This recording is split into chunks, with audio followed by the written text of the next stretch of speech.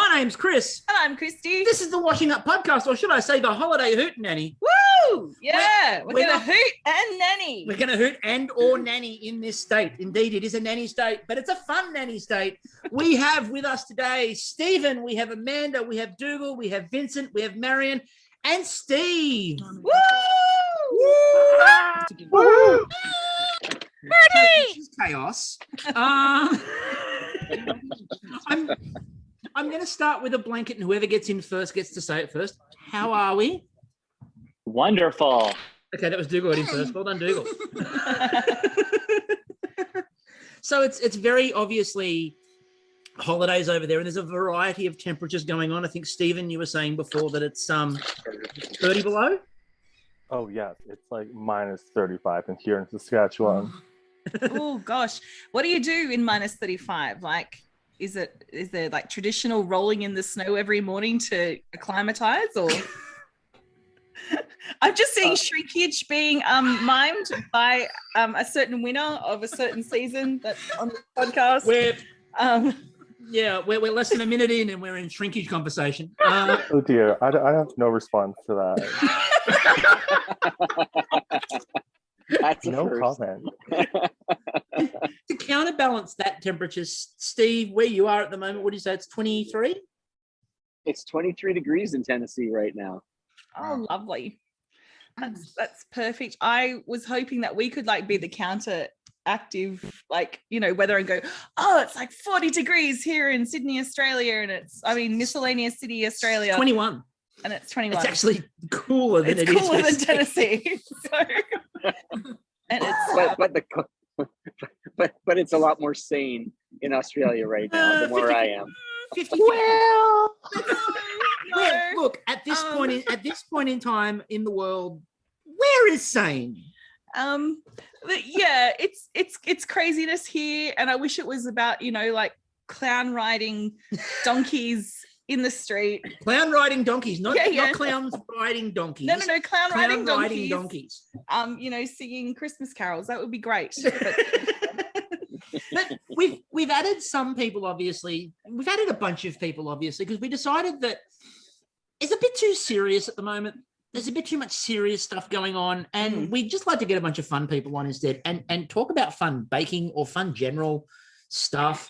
And well, these are the most fun people we could find. So, and Marian, what's the weather doing in your town? Is it raining donkeys? I don't know why I'm donkey. You're very donkey focused. I think it's kind of warm. Unusually warm. It's 2 degrees. Ooh, balmy. That's beanie weather.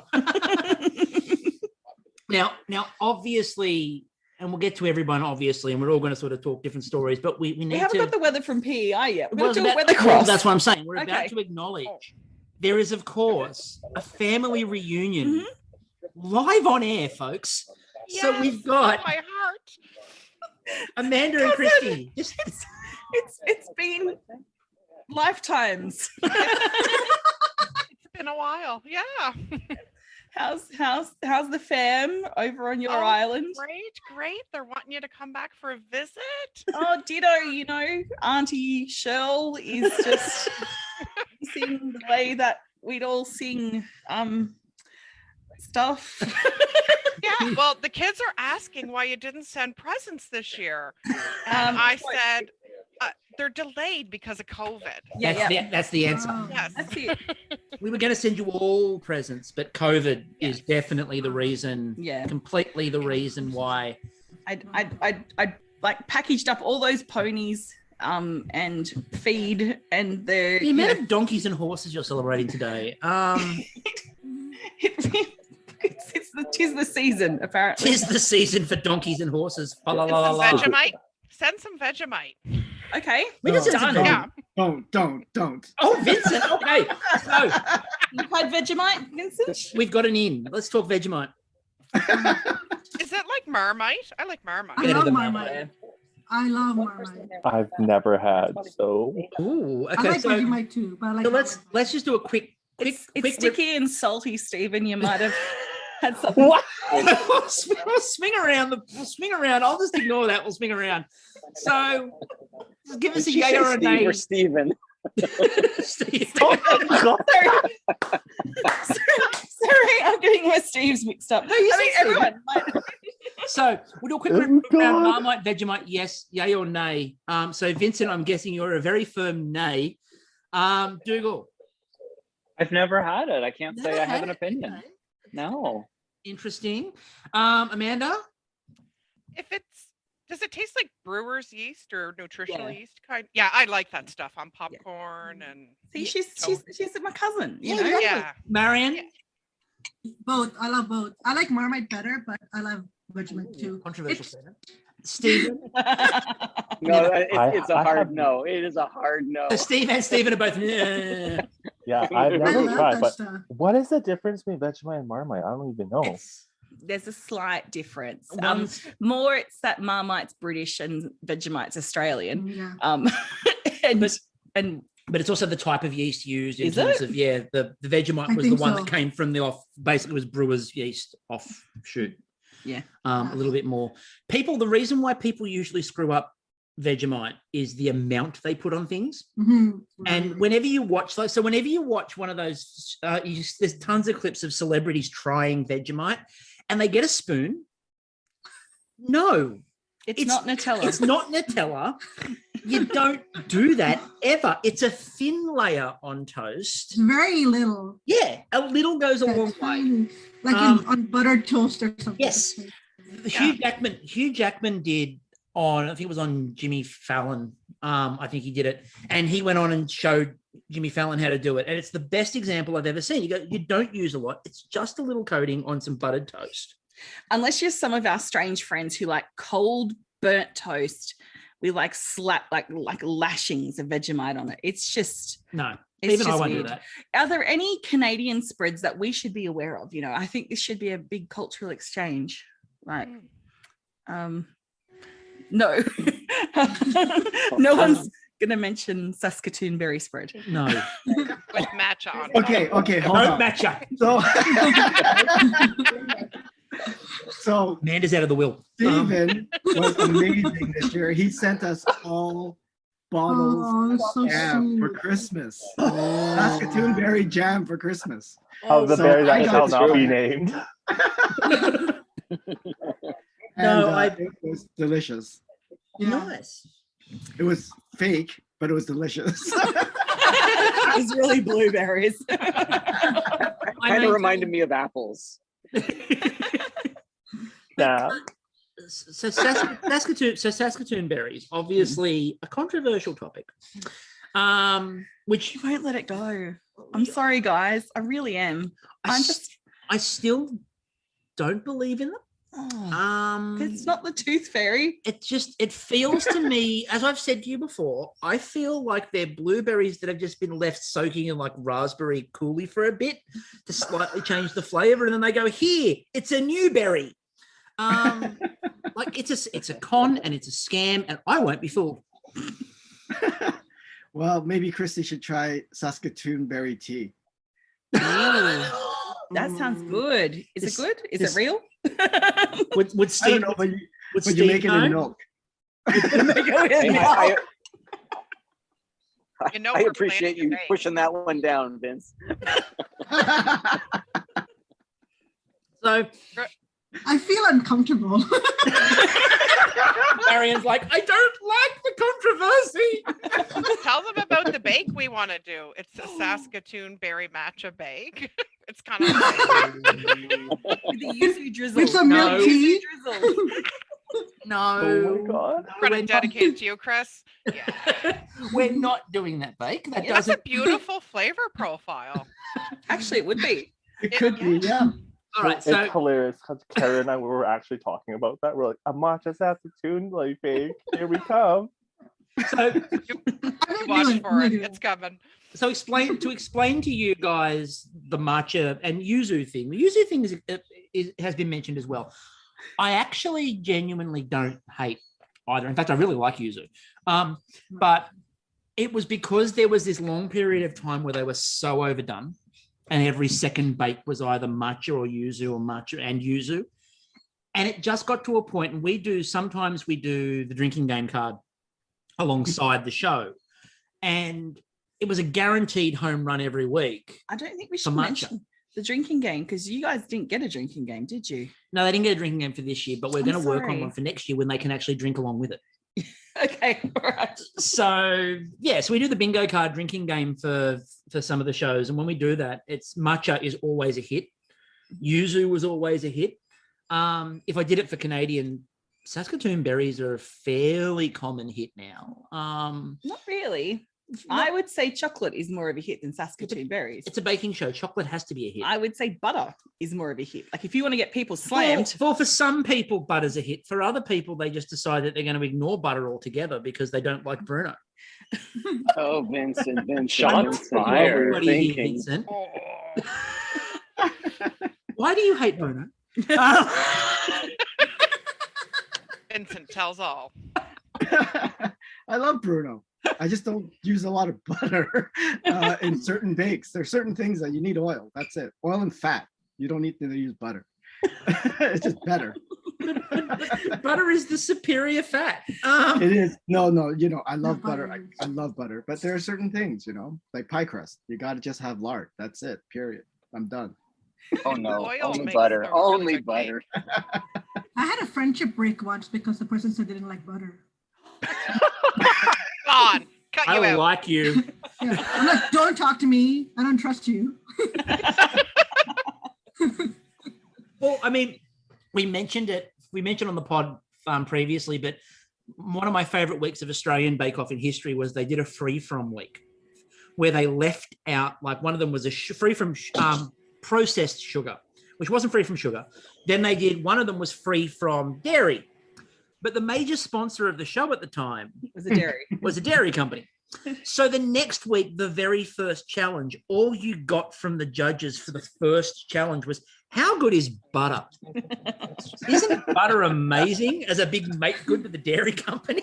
It's one of my favorite challenges ever. Can't remember the bakes. They weren't brilliant, but it was just the fact they had to make up for the whole butter thing. Oh, no.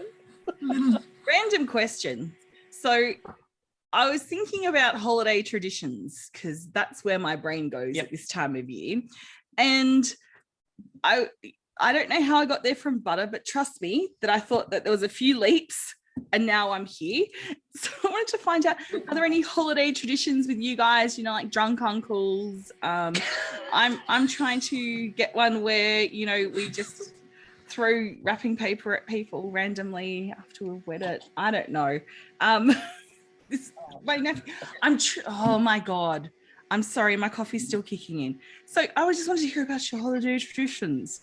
Let's start with, I'm going to start with Dougal. Dougal. Hello. My holiday traditions, my family keeps it pretty low key. I mean, when you're talking about drunk uncle, I'm the drunk uncle. Excellent.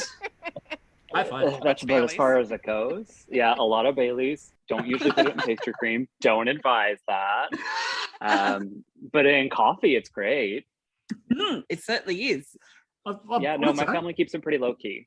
So nice. That's a good that's a good answer. I like the low key Christmases.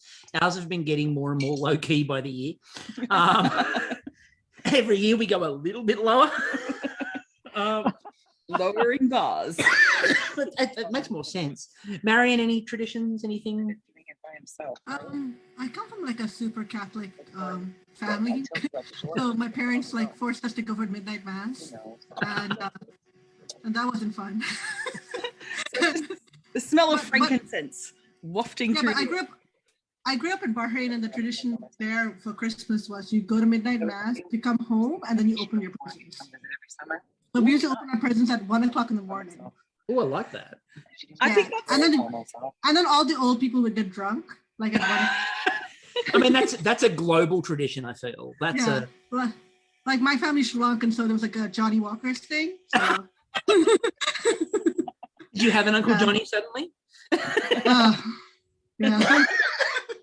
Look, I think that's quite intelligent because that means your kids are sleeping in. There's no waking, overexcited children waking parents up. Nah, we ate sugar in the middle of the night. Like we'd come home, we'd open presents, and then they'd like hawk us up on like, I don't know, Christmas cake that was also had alcohol in it. So So like, a combination of sugar and booze.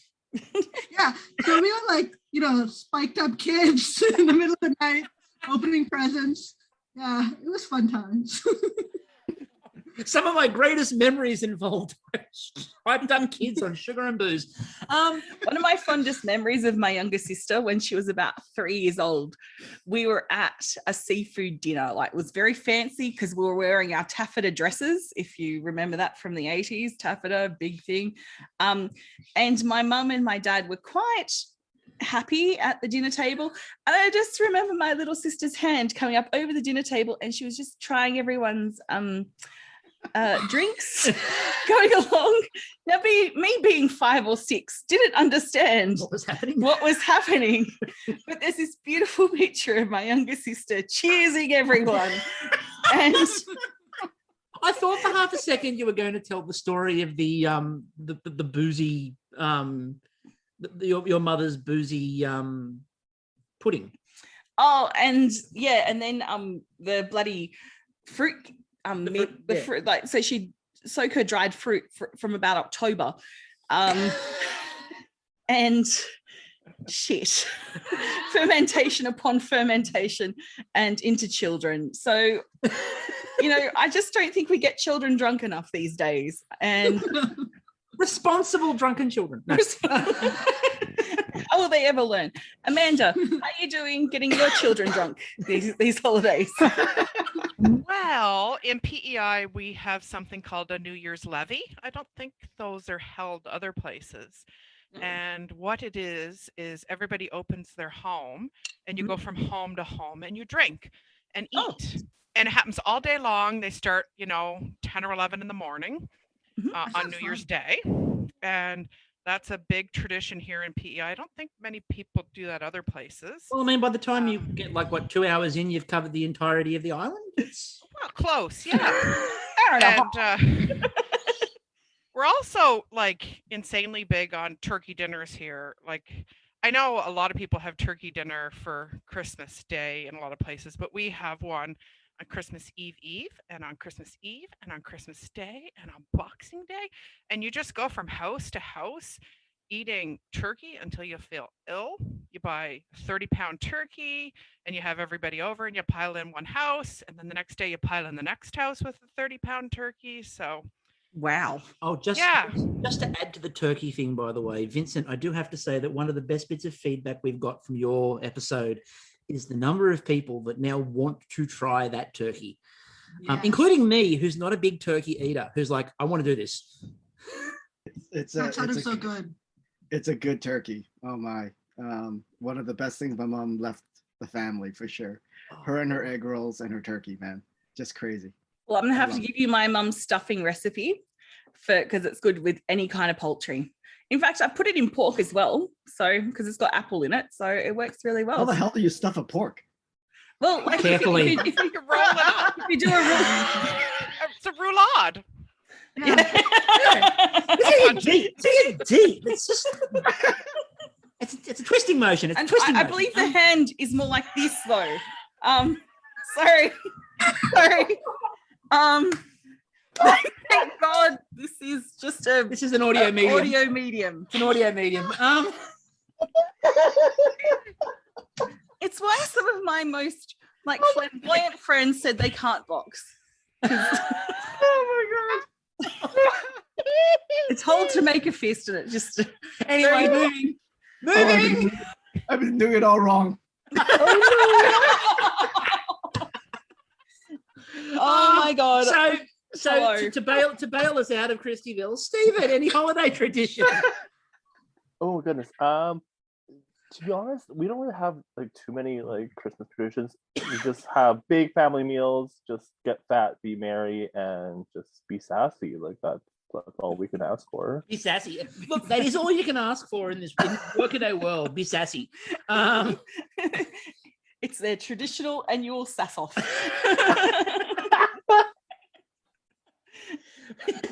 sassy that walk, not sissy that walk. Sassy that walk. Anyway, and to cut to Steve.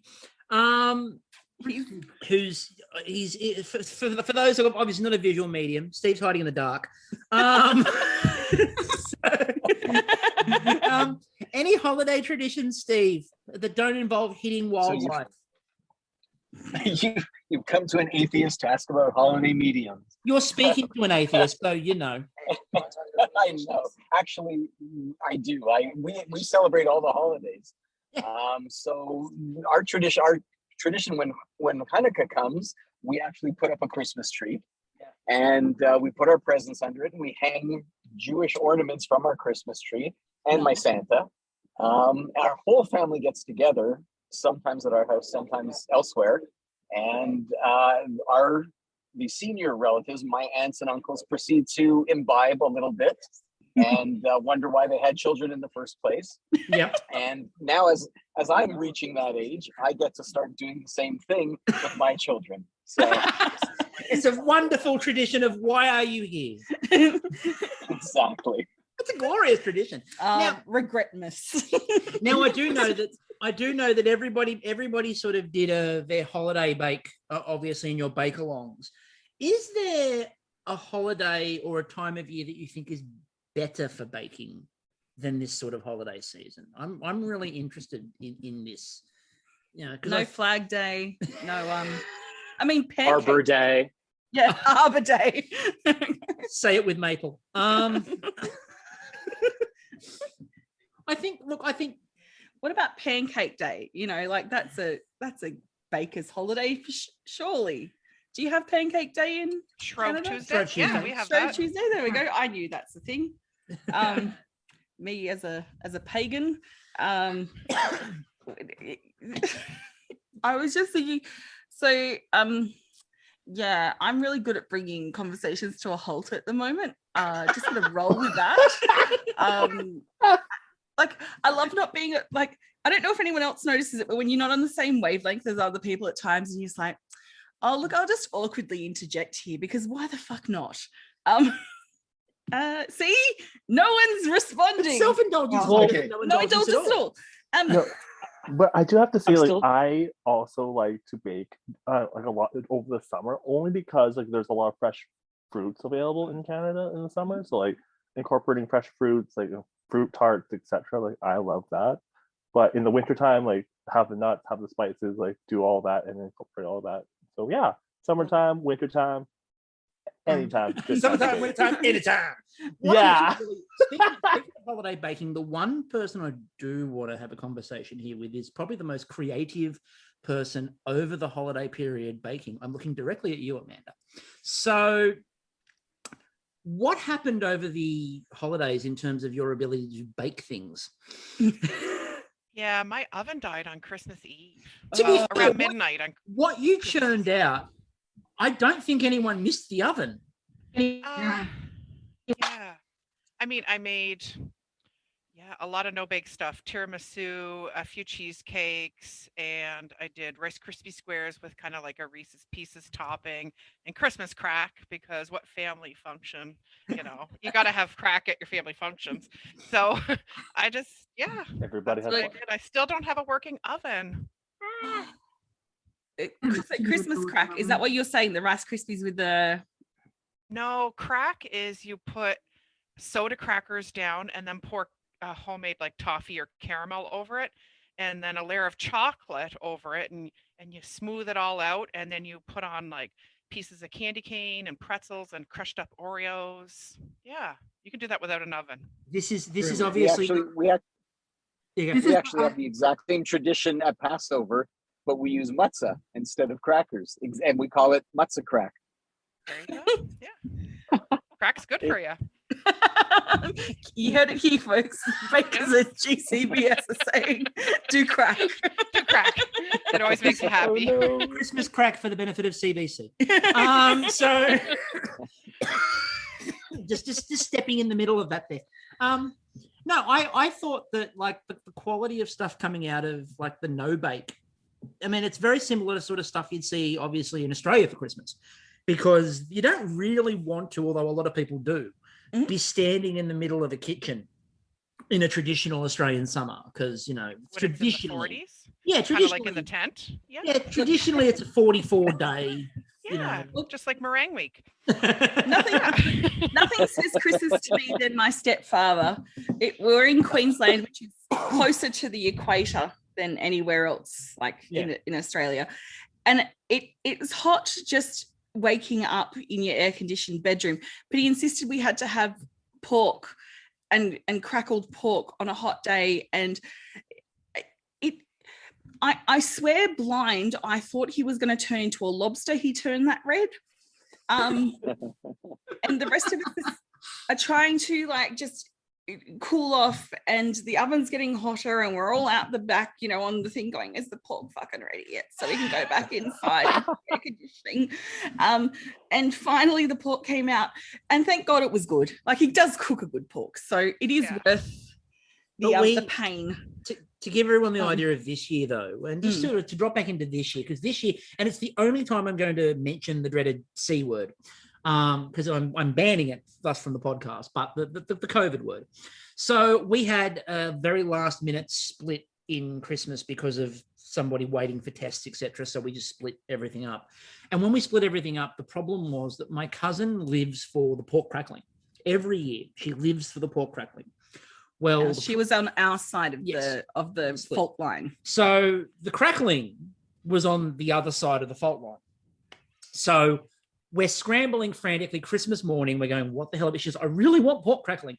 So we come home and I go digging through the freezer, at which point I managed to produce a side of pork belly that I happened to have. We drove to Christmas with the pork belly on the dashboard of the car, because we needed to defrost it, obviously, because it's just come out of the freezer. So we're driving, and we said there's going to be people on Christmas Day whose story is going to be, they had a side of pork on the front of the car. Because I've been driving, and I'm driving, and Kristie's like got a half a hand sort of up on the dashboard, holding the pork, protecting the pork belly. So turning corners, I'm like, I'm turning now, grab the pork belly, turn the corner. Got it there. Got the meat off the top of it so I get the crackling out, patted it dry, salted it, oiled it, got it in an air fryer to do it faster, got it in the air fryer, puffed up absolutely beautifully. So got perfect pork crackling, but last minute scrambled pork crackling for my cousin, who was going, I know we're missing half the family, but I just want pork crackling. Is that a traditional Christmas treat for Australians? Pork crackling. Oh, yes. Yeah. Pork. Oh, yeah, we're big pork lovers, and ham. So our Christmas ham is usually just I guess a whole pig. It's usually like a whole leg of ham, and you basically just snack on it for the next 6 weeks. You go to the fridge, cut yourself off a bit straight from the leg. Yeah. In this non-existent week that we're all in right now, the one between Christmas and the New witching week, as yes, the cheese we're trying to claim it as pagans. The unweek. In the unweek, the world between worlds. The answer is, when you go, what are we eating? The answer is ham. Yes. Okay. Because there's containers full of ham. So they're everywhere you look. And we ended up not buying a ham because everyone in our family started giving us ham. So we'd be over hammed. And there's only 2 of us, and you can't feed it to cats because cats poop a lot when you feed them ham. So do humans.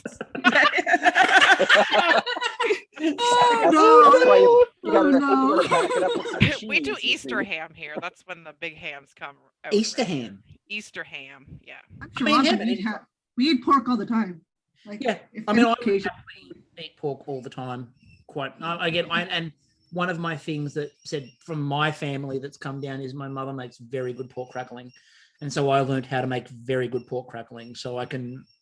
Again, we went to a friend's house, and they were doing Filipino. They were doing boodle fight. So we turn up, and we walk in, and they've laid everything out brilliantly, and the food was amazing. And the friend turns to us and goes, "Can I borrow you for a minute to the kitchen?" I'm like, walked in the kitchen. She goes, "I can't get the crackling to go." So I'm like, "Give it here." So strip it back, patted it down, salt, blah blah blah. You're back in the oven, puffed up. That was my contribution to the boodle fight. Crackle master. Yum, I've yum, never yum, made yum. that. Awesome. Oh my Nice. God. Never. No, Why You not? have to do it I now. don't even really know what it is. Pork belly? Pork belly. It's the skin. Yeah. Crackling skin. Crispy Just skin. pig skin? And you just Yeah. cook it? It's Okay. straight up. I don't Do we do that in Canada? So Yes. I don't think we do that. favorite reaction there. My favorite reaction. We to don't that, do it enough. say it obviously. We Was don't do it Dougal just enough. shrugging, going, ah! Oh no. I would have Do we no do that? idea. We make our bacon Oh crispy. yeah, because Is yeah, that, like, Dougal doesn't similar? eat meat. You guys don't Yeah, no, have. the whole time I've just been like, yeah, I know what that is for sure. Yeah, me too. No idea. Okay. No idea. Wow. Okay. So you Oh, know when you it's- cook your bacon and the rind goes really crispy and bubbly? Yeah. Imagine a Well, whole... not Dougal doesn't know. Okay. He's a vegan. I mean, Oh, that's vegetarian. right, the vegan. Sorry, Dougal. Close your I ears. know what it is. I've heard of Hey. bacon. It's Tofu fine. doesn't quite crackle the same. fine. It puffs up like popcorn. No, You Amanda, guys- you know when we were in the hotel and I ordered you like the Chinese crispy pork belly, Oh my god, There like it yes. is. that. Yeah, That's That's it. that. yeah. That's Oh it. my god. You get. And then I you get ordered it every day. Yes. That's pork. Oh, there. Yes. There you There go. it is. There it is. Okay. That's a Chinese Imagine- thing here, right? Well, it's a lot of culture thing. Yeah, Okay. Marian, exactly. It's But not a it's- PEI culture thing. It's It's a a Chinese thing. Bahrain thing. I'm gonna Yeah. open a restaurant. Only the Chinese pigs do that. Okay. And you know, Australia's that- close to China. Sorry, Barry. No, you get chips that are like just like Oh. Yeah, I see those. pork Pork rinds? Pork fat. rinds. Yeah. Pork rinds. yeah. Churros. yeah, pork They look rinds. Yeah. vile. Ooh, But Yeah. it's Yeah. pork Yum. rinds better than pork rinds. Vile. I love pork They rinds. look I love vile. that stuff. He's out of the will. Ugh. No, Agree. it's no. I They're don't all mean pale I and like it. puffy. So the trick. This is It's the divide delicious. between the Australian and Canadian cousins. Is the Pork pork rind. crackling. So That's why you guys don't talk to each other anymore. the trick to get it to, the trick to get it to That's go, a family rift. yeah. So the trick to get it to go is you've got to pat it really dry with a towel. So you really dry the skin, and then you get the oven really hot for about 20 minutes, really, really hot, and then it's score it, salt, and it's as much salt as you can find. A little bit of oil. Some people put lemon. I don't, because it actually then adds moisture, which you don't want to do. So it's basically salt, salt, salt, salt, salt, a little bit of oil, more salt, in for about 20 minutes on the ridiculously high setting. It's a cardiologist's And then best turn it friend, down. really. Yeah, You it's- know, like but it puffs up really well. There are other ways I can't do, which gets it really fluffy like popcorn, which is you turn it over in the pan and push it down and it all bubbles and fluffs, which I can't do. That's a bit more Vietnamese style. I cannot do it. I really wish I could. I can't. not until I send you on your 8-month like sojourn in Vietnam just to learn the art. My of- training montage. Yeah, Mm. I'm gonna have What a training. What happens if you deep fry it? Will bad things explode? I mean, I feel like We it's like frozen. deep fryers. Season 5 people. Like we have gonna a thing say- for Big deep fryer. fans. I was gonna Big say fans. technology and Fried season pork 5 belly. is an interesting blend. It's an interesting mix. How is the technology on PEI, by the way? Well, when the oven. power's on, we can deep fry if we can find one. I don't have one, but if you can find one or a juicer. yeah, no. Okay, I just I need to tell remembered you. I want to buy a juicer, and I forgot I should have got myself one for Christmas. Oh, I- the Don't worry, face when she heard it's juicer. Pennies for the kids. Well, you double your citrus volume, so really you're saving money. My husband has, my husband has a severe aversion to more appliances, so I have to sneak them in and say that I've had them forever, and I'm not sure how I'm going to do that with a juicer. But like, lemons are expensive in PEI, so if I can get double the juice out of a magical juicing machine, All, it's worth it. all you have to do is just juice him some fresh orange juice every day for the week, and Oh he my will goodness. never even He think doesn't about eat any fruit taking- or vegetables at all, only potatoes. He's Oh, like a brother. true Juice a blood potato. Islander, right? He was like born from a potato field. My brother will the only vegetable my brother will ever eat is a potato, and as we call it, julienned to a golden hue. That's They it. free fry.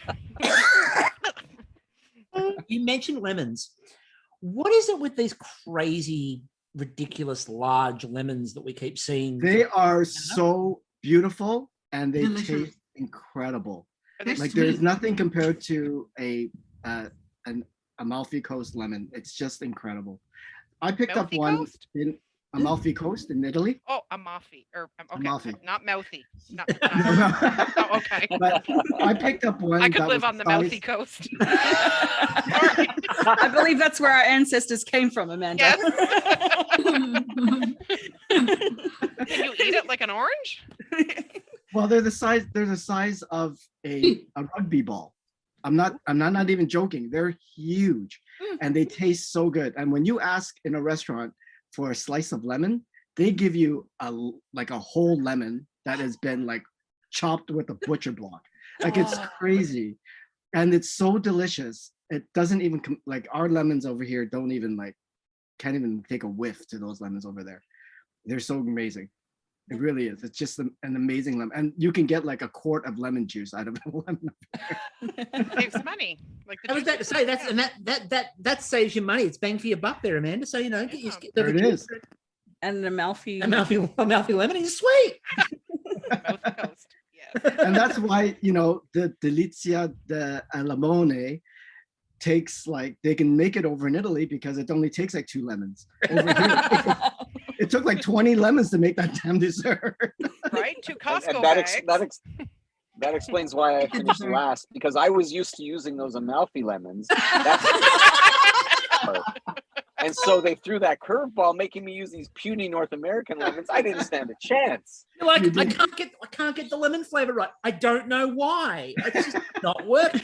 So what we've uncovered here, Steve, is we've uncovered that your issue with the technical and the grand final was small lemons, and your issue with the rum was past trauma. So we're starting to piece together what happened in your last 2 weeks.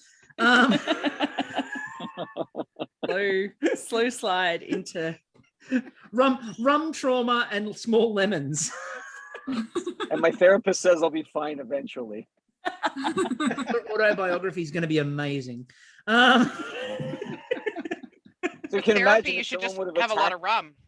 and imagine if someone would have attacked me for the way I make tea right after all of that happened, how I would spiral down into madness. I don't know what kind of heartless person would ever do that. And I'm sure if they ever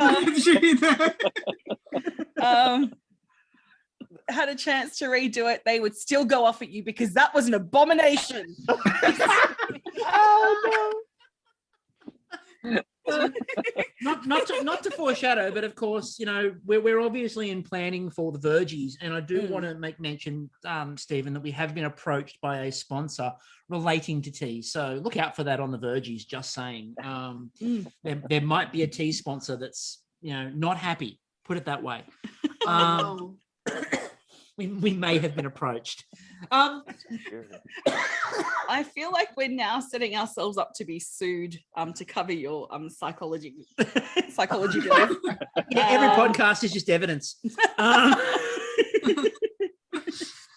So mentioning in terms of, we've talked a lot about, sacrificing animals and pig skin and things like that. Dougal, let's swing back to you. What are some of the things that you like to make that don't involve the sacrifice of animals? Delicious animals. Well, I'll clear it up. I'm definitely not a vegan because I have firmly declared that butter is my we favorite know that. food. Yes. firmly. We wouldn't be friends otherwise. No, you wouldn't be here. I have always said I am so much more of a sweet baker than a savory baker. Like savory baking to me hits like bread, and that's about it. Other than that, it's just my sweet tooth that comes through with everything. Yeah. Get the sugar in. Yeah, that's all I can really say. So what are your favorite things to bake? Sugar. And what form? Sugar. More sugar. And is there any form that it takes sugar? I would just more sugar, like piles and piles of sugar. Let's make sugar cubes and put them in tea. So let me guess, you get to the grand final and they're like, we want to show your baking story from the heart. And Dougal is just making a giant sugar cube out of smaller sugar cubes. That's it. How did you get the plans that I submitted? Like, how did you butter find over the top of them? There's a butter waterfall over the top of melted sugar. That's it. That's his grand final bake. Oh, That's it. you You got me. I'm crushed. Bad idea. So actually, this is a good time. So this is a good time to ask Is it? for obviously not for Vincent and Stephen, because we know what they did. Mm. If you had to do that last bake, what would you plan to have done for that? I'm going to start with Stephen because it's not rubbing salt into any wound. Oh no. I actually had something kind of planned out. I didn't have a full concept, but fun fact, when I got eliminated, I was talking to Amanda afterwards and about the design of my cake. And we both had the same design for their top tier. Of course we did. It's not a surprise. We were both planning on having like a front-facing like top tier cake, and then we're Top forward? Like, I think the top forward. And I was like, that would be like a super cute thing to have, and no one has. I haven't seen anyone do it yet on our season, and lo and behold, Amanda was like, yeah, I was planning the same thing. I was like, oh Now we have to see this. Like, this has to be your next bake off. Like, you just. Oh gosh. Like. We should. I meant Maybe in a smaller form, like cupcake. True. Form, like miniature. Maybe. But in terms of flavor, I I wanted to do my bottom cake would be like a pumpkin spice latte cake, and that was in reference to my first thing I made when I was in university was like a pumpkin spice latte cupcake. Were you trying to impress all the white girls? Yes, because I am so basic, and I also wanted to go on record because I did also say that one of the most overrated things was pumpkin spice anything. So I was like, yeah, I'm a walking contradiction, but that's okay. To understand though, when I come to Canada, I'm going to have pumpkin spice on everything because I haven't had it before, and I feel like I'm letting white women down everywhere. I will make you my pumpkin caramel cake. Excellent. She feels like she's letting down middle class white women around the world. And I've been meaning to go. I've got a friend who's from the States and who orders his pumpkin spice in so he can make his own lattes at home because he's the whitest girl you've ever met. And every time I go over and have it, he's run out. I'm like, just doesn't order enough to satiate his needs. So okay, keep going. Pumpkin spice, and yes. And then my second tier, so like it moves from like basic, and then it moves up to like more experimental with flavor. So my second cake would be like a Tapache like themed cake. So Tapache is like this Mexican pineapple fermented drink that has pineapple, chilies, cinnamon, ginger. So I want to do something like that. And then on the top for my like extra baked good, I want to do like churros in like a chipotle chocolate thing with like churros sticking up. I don't know. I was just I don't know what I was. Not like a creme caramel. No, no creme caramel. Let's face it, Stephen, you want to put churros on top so you could reach the minimum height, right? Requirements? To give you an extra 6 inches. Everybody wants an extra 6 inches. And you're like, here. I was about to say, is this like when they built the Empire State Building and then they were building the Chrysler Building in competition, so they put a tower on top to make it bigger? Yeah, I was like, let's stick some churros on top and call it a day. Like, tip for next season's bakers. Size matters. Anyway, Amanda, what would you? She's a size queen. Apart from the same design, flavors. So the only flavor I had tested out real proper was the top forward cake, and actually, I was going to put a tiny little mulberry tree on it with a palette knife, and Amy and I eating mulberries under the tree outside the tent because that really happened. Aww. And my flavor I had requested from Culinary was mulberries, and apparently they don't sell them in grocery stores in Ontario. Well, they're delicious. I was eating them off the trees up there. I'd never had them before, so I wanted them in the cake. And Culinary picked me the mulberries, so it was going to be a mulberry compote top forward cake. On the plus side for And- culinary, they all got to eat mulberries. So, you know. Well, I did get some to practice with, and I ended up making macarons with them. Yum. So yeah, that was one of my layers, and I was only sad that I didn't get to do that part, but I was also very relieved that I didn't get to do that part. Does that make sense a little bit? Like, I was there's pretty stress, tired there's at that pressure. point. You're like, Yeah. I'll leave that to the other three. Marian, what would you have wanted to do? Did you say Marian? Sorry. Yes. Yeah. Yeah, I was gonna bake a cake and then break it into two. Your mad karate skills. Yeah, because That's I how was you gonna serve it.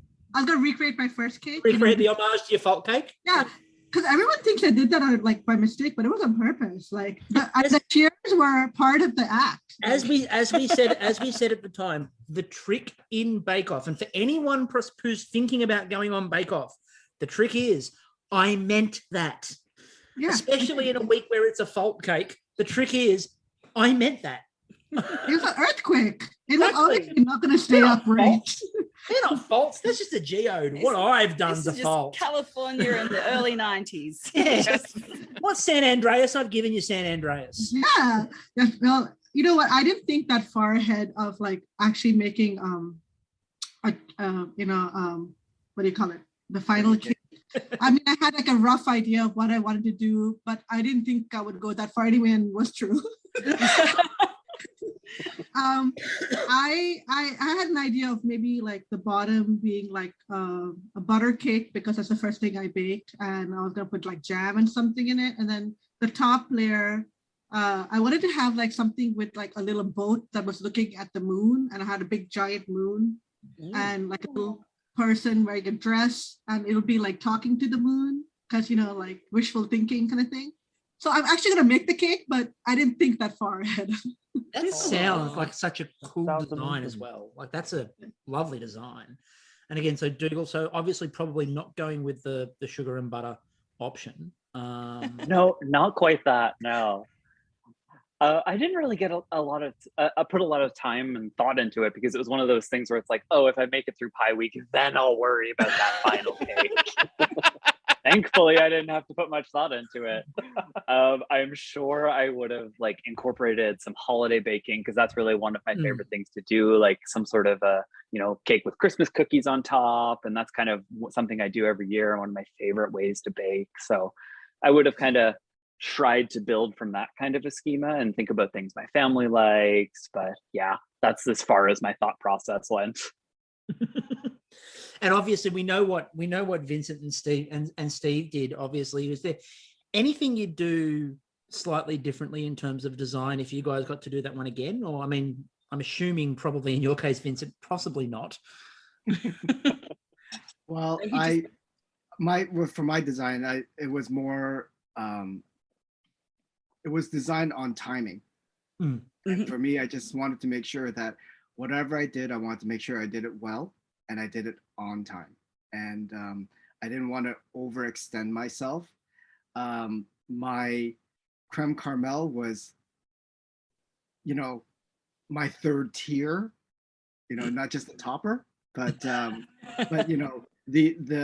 ramekins that they had, they were a little small to be like, all right, that's a tier. So, but otherwise, it was it came out just how I practiced it, and I designed it very well to make it in time. That was my main goal. So no, I wouldn't change it. Steve? Clearly, mine was designed not to finish on time, and not. I honestly, I went into the finale with the mindset that I had to do something super spectacular if I had any shot against Vincent and Amy, to be honest with you, and that's how mine came about. I actually had another component that I decided at the last minute to leave off, and that was I had created in practice a sugar tent that covered the millefeuille. So you would lift the tent being the pinnacle, and under that was the millefeuille. And just in case I didn't have enough to do already in the finale, but I have gone over in my head what I would have changed in that. And one day I'm going to bake it, and that would be because the more I looked at it in retrospect, the more it kind of looked like a treehouse, and I would make it more treehousey. I would keep the structure the same with the chocolate cookie and the chocolate cake, but I would split up the Earl Grey tea cake. I would brew the tea. I would then make the Earl Grey tea cake that I had, but I would split it in two.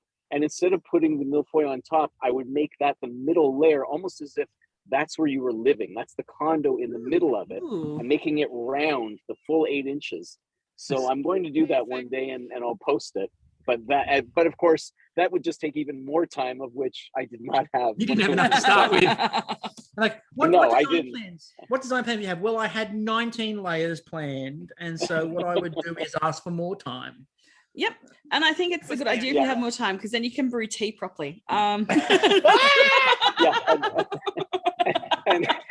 And honestly, I could have practiced it more if I wasn't out in the parking lot with my power tools, creating the structure underneath that was going to hold the whole thing together. That might have allowed me to practice it one extra time instead of being Mr. Home Depot with my goggles and I think I was the only baker actually standing outside worrying about where's the sawdust going to go before I go in and bake. Did the producers just come in and check on you and go, Steve, you do know this is Bake Off, or like the baking show, not that the one with Amy Poehler and what's his facey in the shed. Was it making stuff? The other thing was, did you bother to speak with Larry from last season about how you time construction and baking, because he's very good at that. And this would have been the thing to do. Larry is definitely the guy I should have gone to. As soon as the thought came into my head, I don't know why I didn't contact him right away.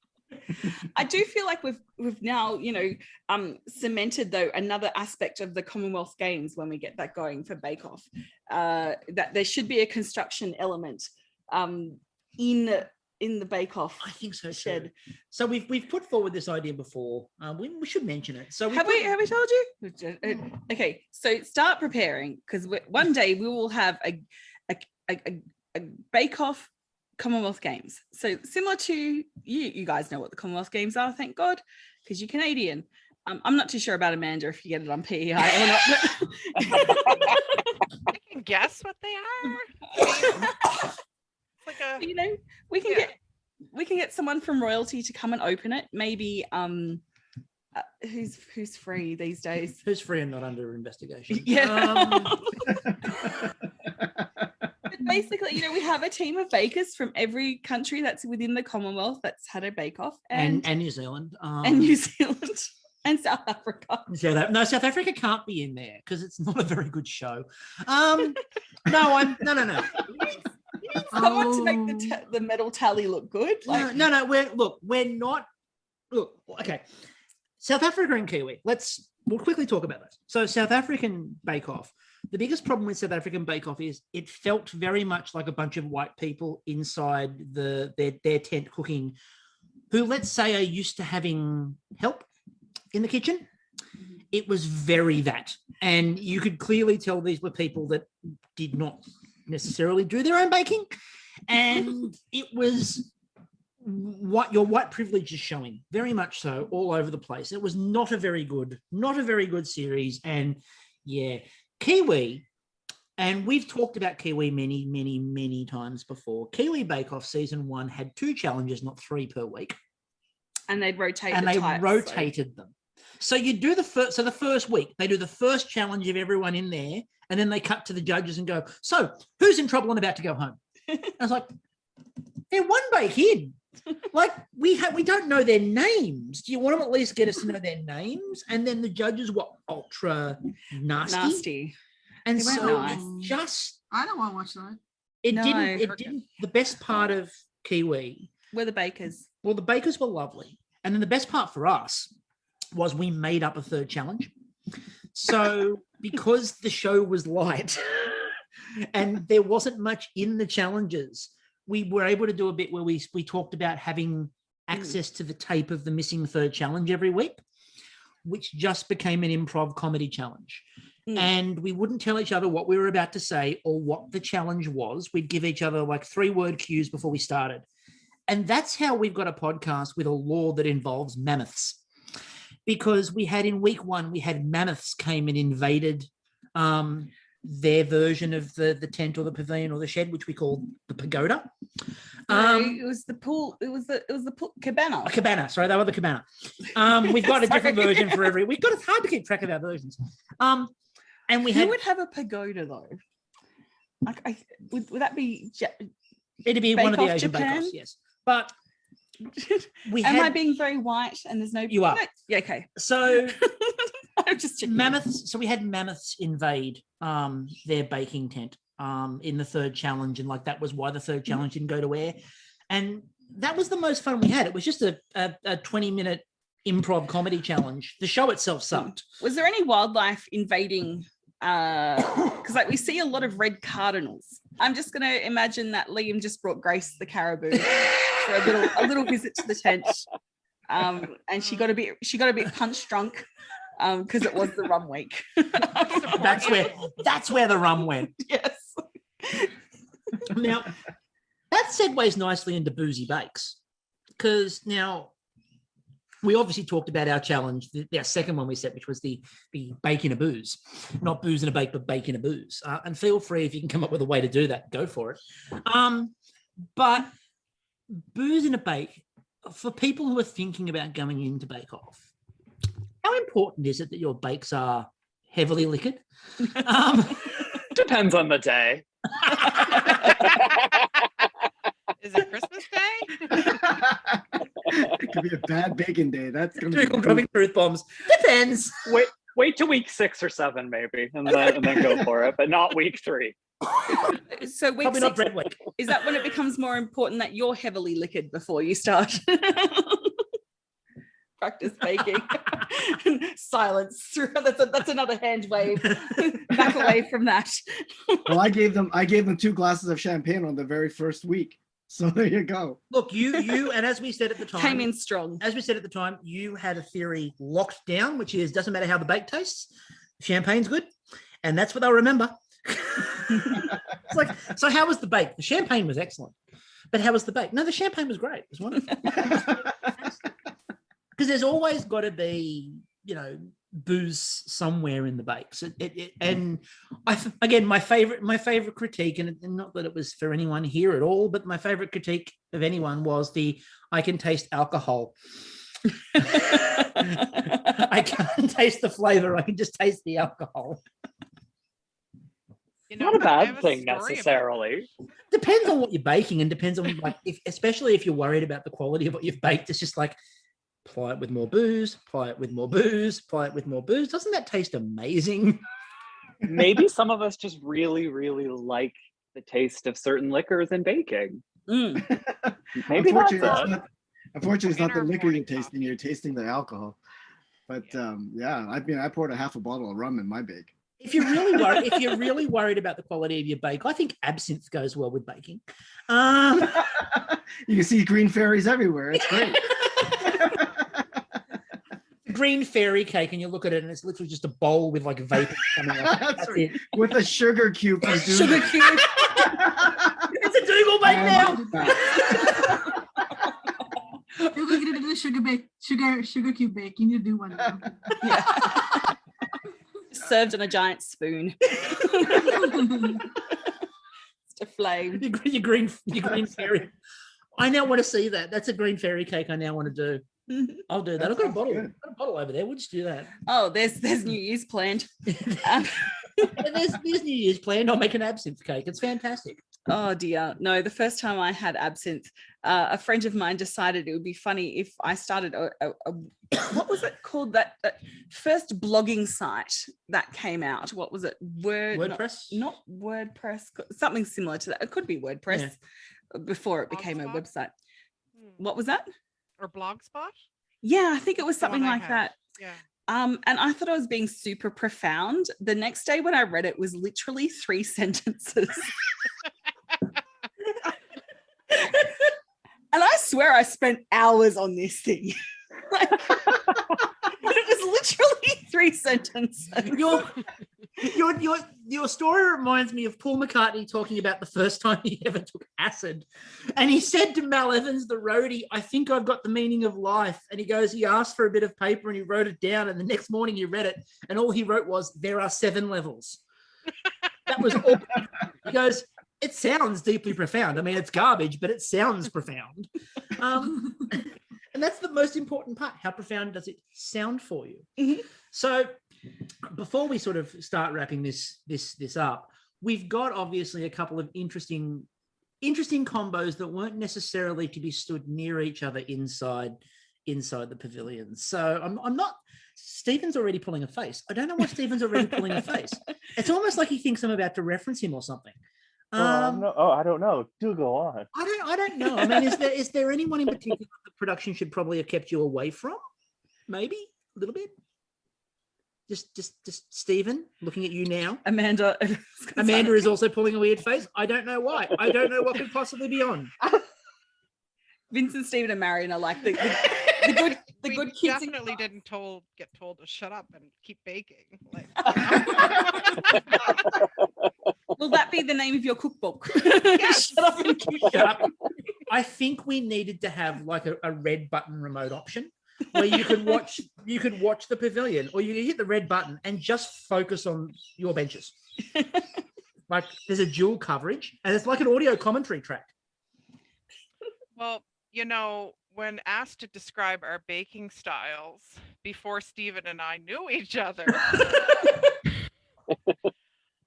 we'll tell you what we described our baking styles is. And I said, oh, I'm ridiculous. And what did you say, Stephen? Oh, I said my baking style is stupid. We like to refer to our combo as stupid and ridiculous. So with capital S and a capital R. I think we showed everybody that in the 10th, though. Ridiculous and stupid. Like, do you trap someone and force them to listen to you as you talk, or do you have like a like a dummy that you keep in the corner now that you can Pretend Like a mannequin. A volleyball. No, we just send hundreds of voice texts. We just record us laughing and send it hundreds of times a day, right, Dougal? It's true. Can confirm this is true. You've got a mixing bowl with the jam face painted on, Oh god. Yes, I do have my stash of googly eyes still. Like this is like these are from Amanda. Like no one touch these. I thought one of your cakes. Sorry, I thought Stephen's or Amanda's final cake would be like just them on top of the cake. A little figure. Even Amanda wearing strawberry hats. working out somehow how to make the two figurines talk to each other. Marionettes, sugar marionettes, where they can just stand up there and like move them around. Yeah, I was convinced one of your cakes were gonna have like little figurines. Oh my goodness. Go to production in semi-final. We can go, we've got a proposal. Why don't you add a random fourth baker? But this time it's 2 of us and we're a team. And we're going to bake against everyone as a team. Do you know what's funny? That was proposed. Steve and myself, we were like, let's be Team Steve, because I had my mousse tart ready and submitted already, where the other bakers at that point haven't. I was like, yeah, I so want to do with the signature bake. And then Steve was like, I want to do the showstopper. I have no interest in doing the mousse tart. Let's just be Team Steve. And I was like, yeah, let's do it. Now I think that in the Commonwealth Games we'll have Canada, Australia, Team Steve. Like just Exactly. Yeah. Well, in the Commonwealth Games, and there is an entire podcast in the past dedicated to the theory. It involves team challenges and picking bakers to battle against each other in different situations. I've got the whole thing planned out. If a network wants to come on board, CBC, I'm here. Hey-o. But in terms of the idea for the Commonwealth Games, I think that's a really good idea where we just sort of imagine I think there needs to be commentary teams as well. Oh, So absolutely. apart from just baking teams, commentary teams. Mm. And every show needs their own commentary. And I think Oh my god. Amanda. Yeah. Even Amanda, ostensibly, the Staten and Waldorf. Dougal in there as well. Just just be snorting in the background, like. that bake's not half bad. No, it's all bad. Oh no. Off camera, there was a lot of Amanda like trying to tell us something, and she would just be like, Did you laugh? We communicate in our family. You know? It's a family trait. It's a family trait. When it's actually it is when Kristie really laughs, you get the tears and you just get the hands, and there's been once or twice on the pod where you'll hear one of us talking and you'll just hear a light wheeze in the background. It's just me going full Muttley. Or in the tea rant, it's me laying back dying of laughter with a pillow on my face so I don't make too much noise while you rant about tea. It's and it's a family trait. So like this family connection. You don't understand. In ancient times on the Mallee coast, back in your ancestral home, our ancestors would communicate, you know, like much like the yodelers do, but just through hand gestures and wheezing. Just now, that's the whole way you do it. Dougal does that when he's a distant relative, as is Stephen. Now, and the I think that's what they I'm were. so glad I'm not the only one who snorts. I think that's the Actually, notion that you're I doing did in the Pompeii. So I'm going to mention a bake, and I know that Kristie will do the here we go, why are we bothering? But No. I'm going to go with it. you also know what bake I'm going to mention. Yes, and so Vincent and Steve have already given their opinion on the Lamingtons. So I thought you were going to go pirouette, and I'm like, don't traumatize them. No, I know that everyone hates pirouettes. They're lovely to eat. They're terrible to make. Diggle's just going to look in a corner. Sorry, darling. No more pirouettes. Oh, None. We're done. I'm like stressing out here, guys. Don't talk about the pirouettes. I'm just gonna say that the Virgie committee might have taken all of your stuff into account when they're mentioning worst bake. Don't panic. I'm not going to give away what it is, but let's just say I think they've taken the baker's choice into account. I'm not on the committee. You're not on the committee. So it's a really robust committee on the Virgies of one. So anyway, let's talk Lamingtons. So anyone who can feel free to start. What do we think of Lamingtons, and have we made them since? I made them like right before episode 1, and I thought they were the most delicious cake I've had in a very long time.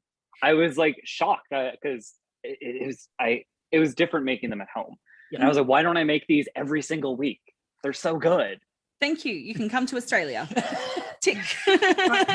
Dougal's cleared customs. Visa approved. Yeah. Dougal's cleared customs. The rest of you. I did too. I made them for like the premiere opening night, and they were delicious. I pretended I made my own raspberry jam, but it was really out of a jar. I partially strained it, so we're all okay. Is that really a thing in Australia? Do you partially strain your jam? Okay. No, not really. No, it's usually pretty grainy. Look, it depends. Like if there might be. Okay, so we have this thing in Australia called the Country Women's Association, the CWA, right? Now they're like this militant groups of women. Like I think you have. Do you have like Women's Institute? Yes, is that what they're the protectors of the scone. Yes, so like if there's like, so if there's like a say a like a bushfire going on, they'll do the ancillary stuff like make sandwiches and stuff for the people out fighting fires and that kind of thing, and then do fundraising and blah blah blah. So I think it would depend on which CWA group you go to as to whether you strain or do not strain, and I think it could come to fisticuffs, if not, blades. Yeah, if you're in the wrong area and you don't strain, problem. If you're in the wrong area and you do strain, problem. So and again, they're quite brutal. They will attack you with a purse. But Doris particularly. Yeah, Doris is always dangerous. Doris will go at you. Dangerous Doris. It's always the Doris. It's always a Doris. You're right. It's always a Doris. But yeah. So did anyone also take up the skewer option that we sort of talked about to coat them? Okay. No, I froze them first. And Clever. then dipped them. That's a smart idea. That's also very clever. Was slick. Yeah. I had like this thing called time at home. So it worked well. You didn't have a random cameraman standing over the top of you demanding like time pressure? And I had a whole recipe. And what? Yeah, complete. Make a jam? Didn't ring a bell? Yeah, open jar from the grocery store. Scoop out the raspberry jam. Partially strain it. Doesn't freezing it make cause the chocolate not to sink in so much? Like, I would think that would stop it from sinking in. They were It freaking works. delicious. Yeah. We couldn't. They are delicious. Yeah, I had to make several batches in the days after because we love them so much. Mhm. I don't know what they're really supposed to taste like because I haven't been down under yet to visit my cousin. But No. for the Canadian version, I think they're pretty good.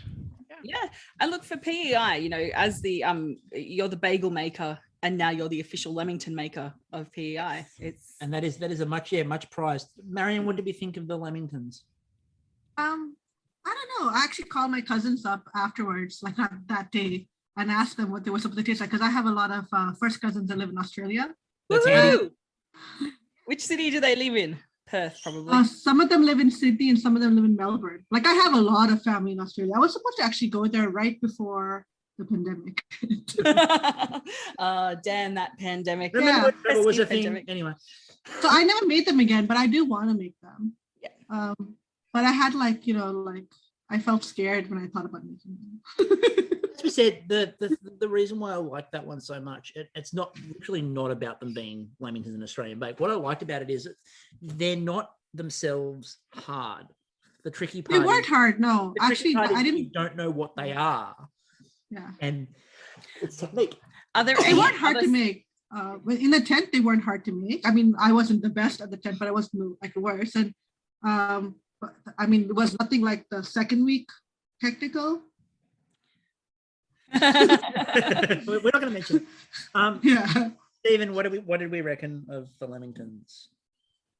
I personally have not made them after week one in the tent, but in theory they seem like very lovely.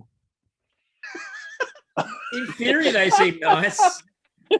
Well, yeah, you have jam, you have cake, you have chocolate, you have coconut, like all things I like separately, and then like a put them lot of together. You can come over for Mardi Gras. That's it.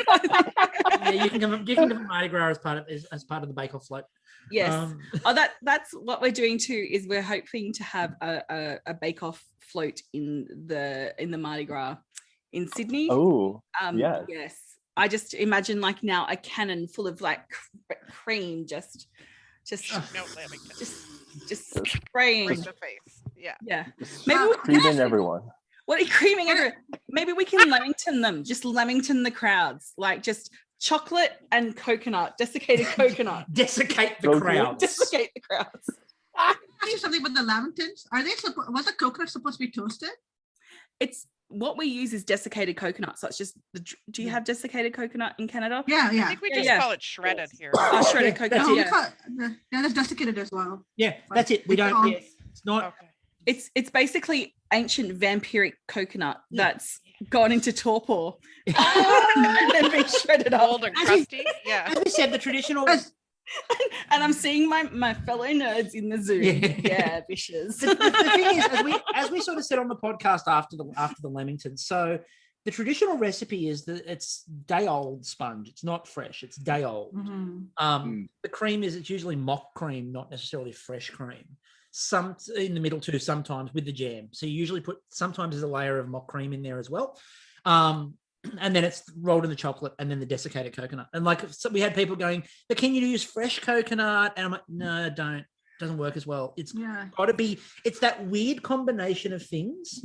Look, I think I think I spent too much time on Lamingtons. A few other Australian, I know. I'm just, because there's this tart called a Neenish tart. That's Australian. What? I know. It sounds like it should be Jewish, but it's not. It's called a Neenish tart. What do you spell that? Neenish, because you spoke of mock cream, and I'm like, we use a lot of mock cream in Australia. And it's literally just a little tart with mock cream in the middle and then icing on top. Now, a layer of jam on the bottom sometimes. Oh, that's right, and a layer of jam on the bottom. A lot of jam in Australian bakes. Yeah, a lot of jam, a lot of mock cream. It's like we just didn't have a. Yeah.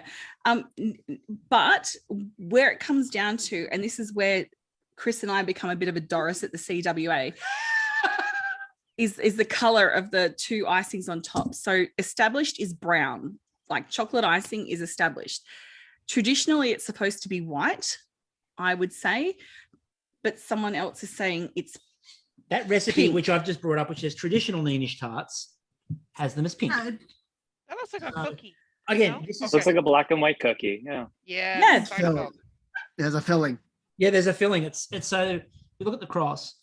So the cross section, which I'm showing the bakers now, so Oh, there's I think cream. That's called a ho-ho here or something, isn't it? Ooh, That- I like that better. Like need more hoes in our life. Need more. No, I'm wrong. I'm looking up ho-ho and it's something else. This is the correct coloring. It's this white and Oh, yeah. brown. Like a like- mouthful of sugar. Yeah. Basically, It really is. Yeah. Dougal, there you go. I believe it's something. I'm in. I'm in. Man. Dougal's next bake. So Look, I think if you pour some liqueur on it, it's something Marian's family would have fed the kids about 1 o'clock after mass. Yeah. Give us some Christmas cake. Yeah. Like French alcohol. Oh, it's set with gelatin in the creams? Yes. What's Ooh. your favorite? Oh, Steve's not gonna make that. Steve's shaking his head. Check, please. He's like, So before we finish up, the last thing I want to finish up on, and we'll finish up on something baking wise, is there anything coming for the new year that you really want to bake that you either haven't, or something you want to try baking that you haven't got Ooh, around to? New Year's yet? resolutions, New Year's bakeolutions. Bakeolutions, apparently. solutions. I like that. So anyone can feel free to start. By the way, before you do, just quickly, Vincent, the dog that you mentioned on the podcast was superb. That cake was unbelievably good. I just have to add that in there. That was stunning. And I presume that's a never again, or maybe now branching out. Well, that was a lot of fondant, I gotta say. I'm not a big fan of the fondant, but fondant has its place, as I always say. And yeah, it was a fun bake, and it was well received. It was So I'm cute. happy about Yeah. it. Yeah. Any other dog breeds you're going to go for? Maybe you could do one so good you could enter it into the Westminster.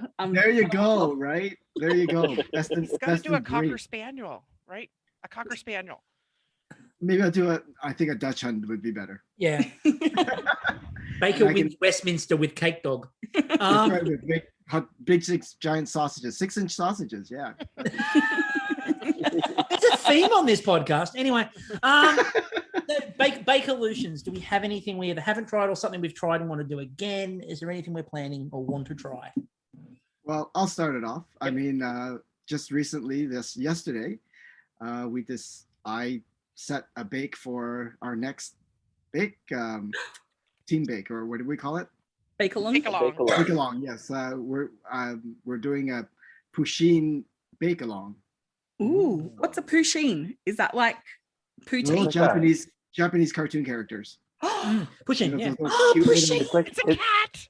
it's like a little overweight like Oh, yeah. yeah Yes. tabby cat. Oh, that's going to be brilliant. It's going to be fun. Look for it in, when do we say February? End of February? That's my birthday month. Yeah, Yay, Kristie. it'll be dedicated to you. It's your Christmas bake. Well done. I do like receiving pussy on my birthday. I mean, like Morning. cats, people out of the gutter. That's where I live. Where's your? Look, I will kind of caveat this whole podcast that I'm experiencing extreme anxiety at the moment. So this is fun. It's like worse than being drunk. In fact, I'm going for my booster shot today. I'm very excited, getting my 3rd jab. Excellent. Yeah, so after that, I'll be getting very drunk, I think, just to calm everything down. Anyway, back at the ranch, back at pussy. Okay, so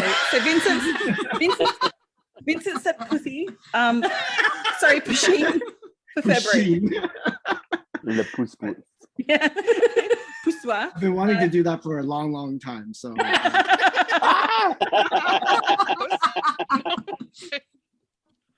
Steve is rubbing off on me. Whatever.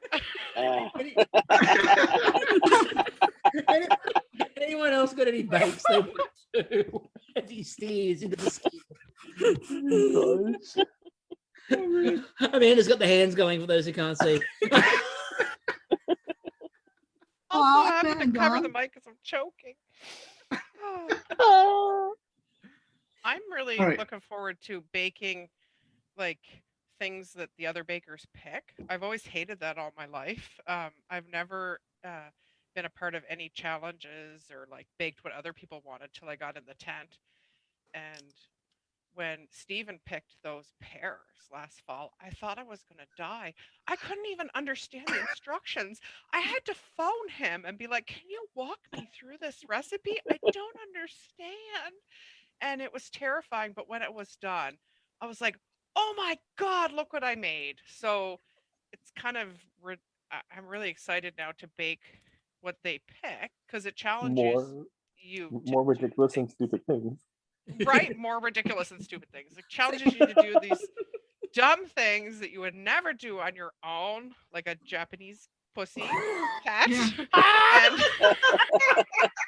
I love it, right? Because you end up with this cool product that you'd never would have done on your own. So does that mean at every like birthday for your children, they're like, Mom, I want like a chocolate cake with like strawberries on top, and you're like, no, you'll get what you're given. Like, yes, you'll get what Stephen picked. I have a very set list of bakes. Yes. Well, it's like I love Pokemon. It's like, screw it, you're getting like Beyblade. Yes. Can't tell me what to bake. But now they can request, and you'll be like, sure, I will do a Pikachu for you. And then you'll ring Stephen and go, how do I do this? I don't know. What are the instructions? Can you walk me through this recipe that's 19 pages long? It just says make a jam. There's no jam in this cake. It just says make a jam. Marian, anything that you... No, I haven't really thought about anything that I'll just continue baking. No, I don't know. Make a Neenish tart. Yeah, there you go. We're doing yeah, actually, I'll make one. My daughter would. Saskatoon berries.